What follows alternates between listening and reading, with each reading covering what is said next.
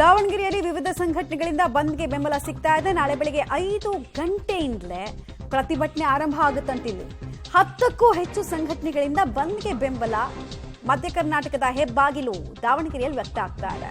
Lorry ಮಾಲೀಕರ ಸಂಘ, ರೈತ ಸಂಘ, ಹಸಿರು ಸೇನೆಯ ಹುಚ್ಚವನಹಳ್ಳಿ ಮಂಜುನಾಥ್ ಬಣ ಬೆಂಬಲವನ್ನ ವ್ಯಕ್ತಪಡಿಸ್ತಾ ಇದೆ.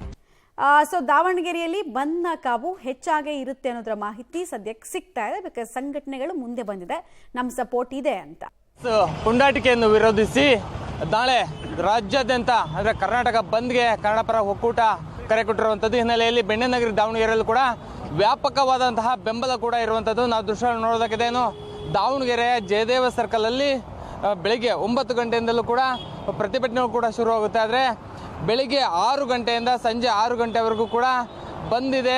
ಈ ಹಿನ್ನೆಲೆಯಲ್ಲಿ ಎಲ್ಲ ಕನ್ನಡಪರ ಸಂಘಟನೆಗಳಾಗಿರ್ಬೋದು ಮತ್ತು ವಿವಿಧ ಸಂಘಟನೆಗಳು ಕೂಡ ಸಾಕಷ್ಟು ಒಂದು ಬೆಂಬಲವನ್ನು ಕೂಡ ಕೊಟ್ಟಿರುವಂಥದ್ದು.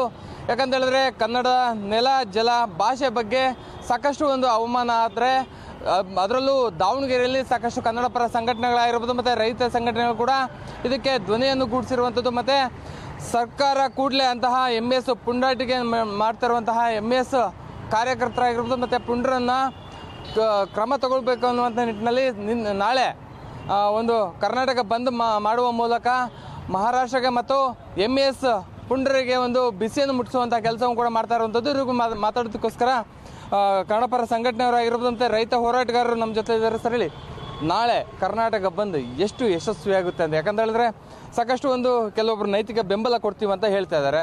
ದಾವಣಗೆರೆಯಲ್ಲಿ ಎಷ್ಟು ಬೆಂಬಲ ಆಗುತ್ತೆ ಸರ್? 100% ದಾವಣಗೆರೆ ಬಂದ್ ಆಗುತ್ತೆ. ಈ ನೈತಿಕ ಬೆಂಬಲ ಈ ಬೆಂಬಲ ನಂಬೋದಿಲ್ಲ ನಾವು. ನೈತಿಕ ಬೆಂಬಲನ ಬದಿಗಿಡಬೇಕು, ದೈಹಿಕವಾಗಿ ಮಾನಸಿಕವಾಗಿ ಬಂದು ಕನ್ನಡಕ್ಕೆ ಕೈ ಎತ್ತಬೇಕು. ಇಲ್ಲಿ ಕರ್ನಾಟಕದ ಮೇಲೆ ಅಲ್ಲೇ ಆಗಿರೋದು.